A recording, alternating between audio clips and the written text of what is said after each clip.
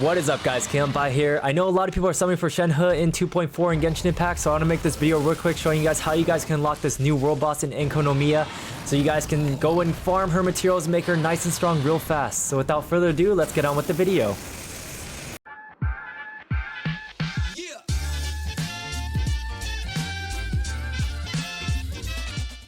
Alright, if you guys want to unlock this new world boss in Enkonomiya, you guys are going to have to do some prerequisite quests of the Archon quest, fighting Raiden for the second time, as well as doing the Moonbathed Deep quest. You guys will need that item from there for this part, as well as you'll need to have done Still Waters Flow quest in 2.4. I do have videos on the Moonbathed Deep quest, as well as the Still Waters Flow quest, if you guys need to go and watch those on my channel before you do that. But once you have finished Still Waters Flow quest, you guys will be in this area with this teleport waypoint unlocked. And once you guys have that done, you guys will run straight north from this point, or straight up, and reach the next shrine. For this video, or just in general, if you guys want to reach these locations faster, you guys will want to use a double Anemo team, so you guys have increased move speed as well as stamina reduction, or stamina consumption reduced. I am also going to be using Mona as a Hydro unit. You guys will need a Hydro unit, or want a Hydro unit for this quest, and I don't want to necessarily spoil it, so if you guys bring a Hydro unit, that'd be great. And I'm bringing Ayaka for my damage dealer so I can use permafreeze. For this video as well too, we will be speeding up footage as well as cutting things out so that it can retain as spoiler free as possible for those that do want to enjoy the story at their own time. You guys will see here, once you reach this point up the ramp, we will get into a little cutscene that will show you the next shrine and a little dialogue portion.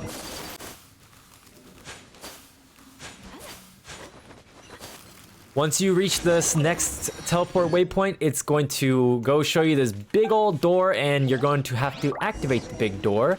And to do so, we are going to go investigate the 5 nearby clues, in which you're just going to go and press navigate in your quest log, and you're going to go see them all.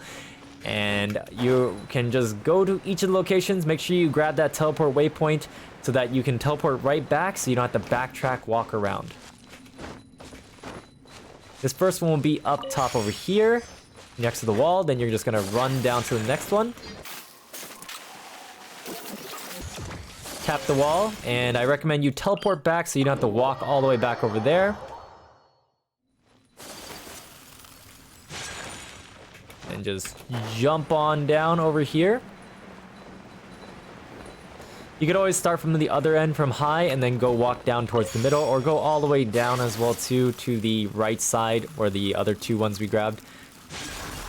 And just grab this one at the wall, and you're just gonna climb on this right side to the final little wall marker so that you can activate the big door. Once you grab this last one, I recommend once again you teleport back to the waypoint. You don't have to backtrack. And now you're just gonna activate the little device and go into a cutscene activating this gate door, which we're gonna put a cut here so you guys can watch it yourself. Once the big door is activated, it'll activate this little hidden area. As you can see here, there's nothing back there, but through the door, you have this whole big region in which you're just gonna run straight down the hallway to the next quest marker.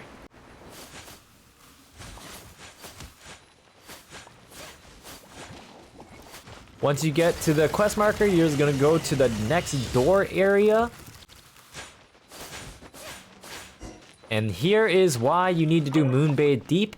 You're going to need to have the key of the Moonbathed Deep, and once you slot that in, the door will end up opening. If you guys watched the Genshin Impact 2.4 trailer, you guys might recognize that little scene there. And from here, you're just going to go... Oh, I should say you should grab this teleport waypoint first.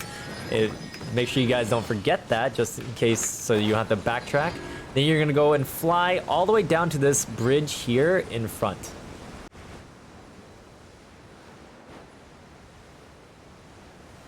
And once you've landed on bridge, you're just gonna keep on going forward, but make sure you try to grab as many waypoints as possible, because you don't necessarily want to backtrack to be able to grab them.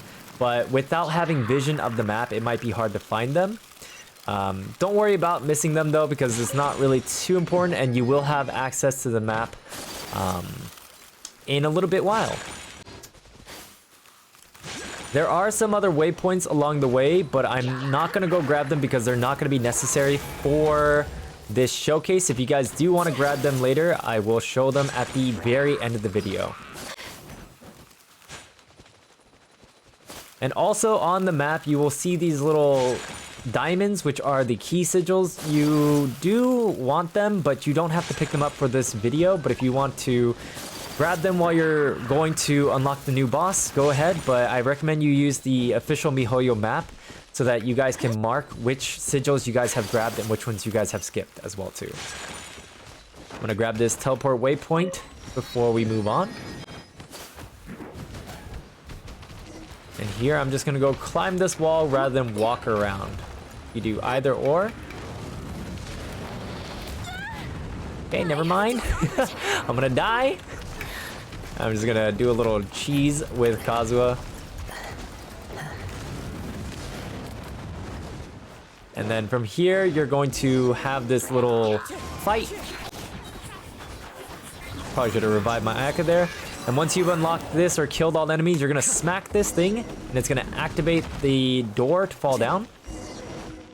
Gonna come over to these markers, go up the staircase, and talk to this NPC here.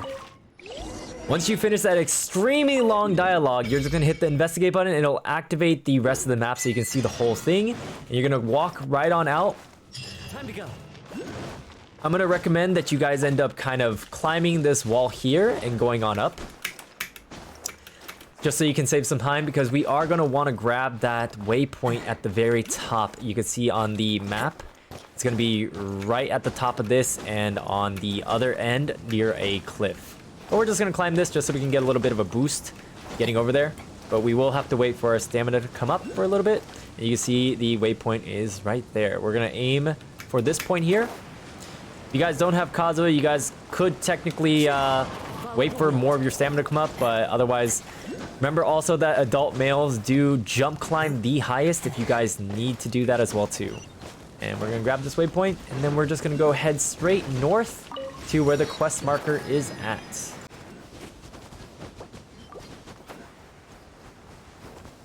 All right, once we are here, we're gonna go attack this triangle here to push this wall outwards. And then we're gonna go over to the right side. We're gonna attack this triangle to go and push it out and make a space for you to enter from. Time to go. Go on in and open up the chest, grab the loot, and then you're gonna go head back to the library to where the NPC was. This is why I said you might wanna grab that teleport waypoint so you can just teleport right on back.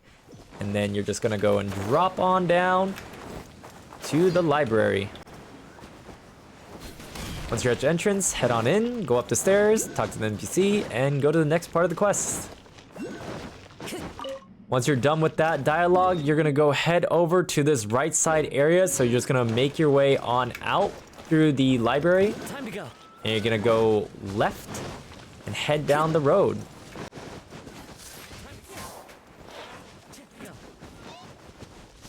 You could also alternatively have teleported to the waypoint and glided on down over here, or just walked. It's your choice, whichever way you want to go, gliding or running. Once you make it over here, you're gonna go straight forward and go unlock the next waypoint. It's not actually above, it's actually just straight ahead, so don't try to go and find it by climbing things. And once you are also here, you will end up going to find some of these little teal circle rings, which are kind of like those warp gates in Inazuma. They'll just take you to each location. You're just gonna go find each warp gate and make it all the way to the next quest marker. Time to go.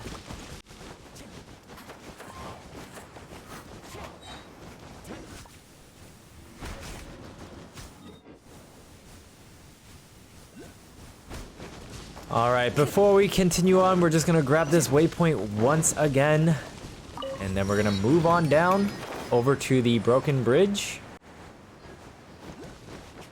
Yes. You're gonna wrap around the mountain a couple times over to reach the top point or the pinnacle. We're gonna go take a small detour and go grab this other waypoint here.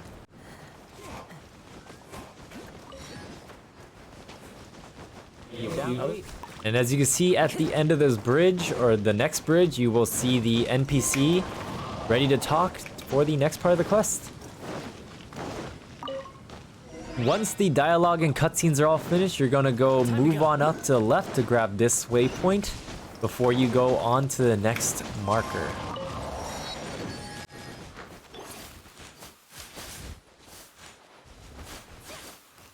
After we grab that waypoint, we're gonna move on over here, up the stairs, and keep on spiraling around. Here, we're just gonna make a right and go up the next set of stairs to reach this waypoint.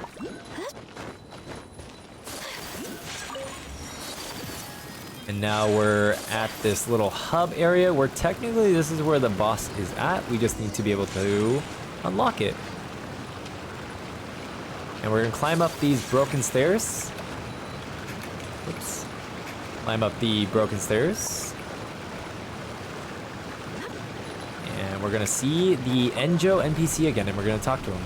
Alright, once that long dialogue and cutscene are all over, you're gonna have this new quest here, From Dusk to Dawn in Byakukoka, and there's gonna be 3 parts where you're gonna have to go do. We're gonna start off with the Drake and Serpent part, which is gonna be on the right side area. We're just gonna go and move outside of the temple, up this way, and go towards that waypoint on the map, the non-activated waypoint. Once we get the waypoint, we're gonna take a big leap of faith off of the cliff. Make sure you guys have enough stamina to glide over to this quest marker.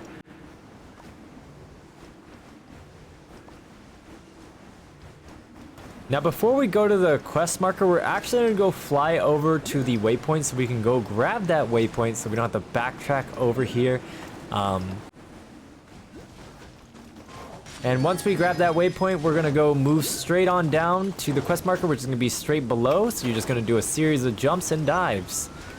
And once you get to this broken bridge, you're gonna go down this corridor to go activate the next part of the quest. Time to go. You're gonna grab these little things.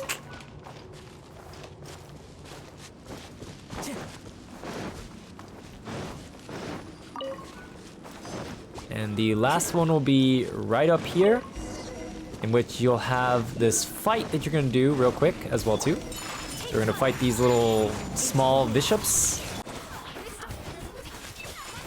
And once that's done, you're gonna have access to this little button in which you're gonna activate it and go to the secret room.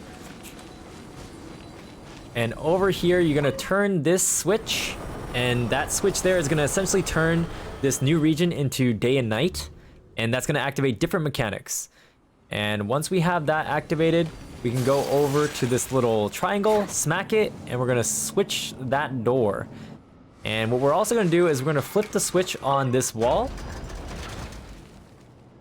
And just so you guys know exactly which switch that is, you guys will see the entrance is over here, and it's gonna be the left switch here. This one should be looking down.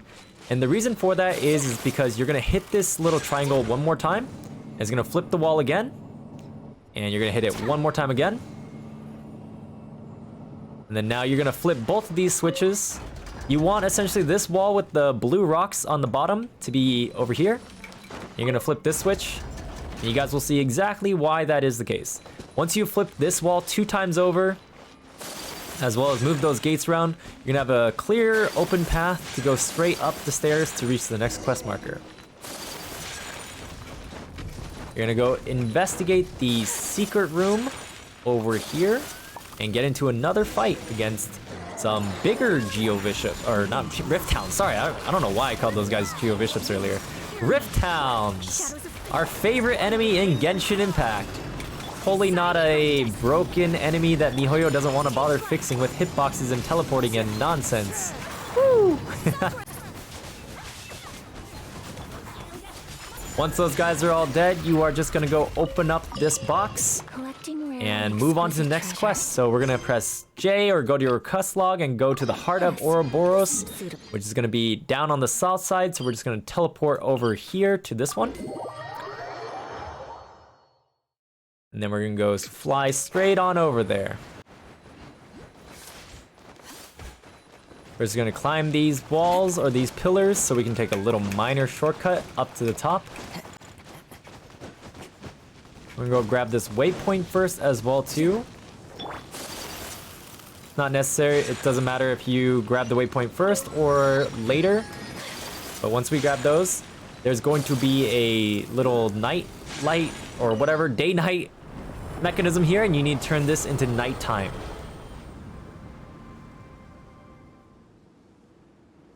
Once again, in case you get lost as to where it is, it's going to be on the top right side of this little area, or when you enter this place, it's going to be on the right side, and the waypoint will be over there. And once you come over here, you're going to go to the middle, activate the puzzle, and it'll show you the order in which you end up running into these barriers, gates, whatever you guys want to call them. It's pretty simple. It's just going to be running straight across. So you'll see here, this is 1, and you'll see the symbol is the exact same. When you run into it, it's going to warp gate you backwards, except I didn't do that right, but it doesn't matter. Then you'll see here, this one's 2, and you'll run into this one. And see how it teleports you back to the middle. It doesn't really matter, it's such a short teleport. And then you're gonna walk into the 3rd one, and then the 4th one, and then lastly the 5th one, as you can see from the 5 little dot markers. And once that's done, you'll have a chest with the next piece of the puzzle. Pick up all your items and then go back to your quest log and do the dream and gaps. This is why we kind of wanted to pick up the waypoints beforehand, so that we can teleport over and go to the next spot. And once you come over here, you're just going to jump straight on down and turn or hit this one. Keep it at nighttime, and it's going to open this door. You're going to run straight on in, and you can follow the Sealy if you want an extra chest. Otherwise, you're just going to climb this little broken wall part. And this is where the secret room really is at. And for this, you'll need to switch this to daytime to take down that blue barrier. If you see a yellow barrier, it needs to be turned to night to be able to get rid of that. And from here, we can grab that to get the chest. And the last piece, you can open that if you want to get another chest. But otherwise, we're just going to teleport right on back over to Enjo in the middle area. Oh, wait. Sorry. We're going to teleport over to Otto, which only shows up at the daytime or nighttime. Sorry, I forgot about that. So switch this back to night.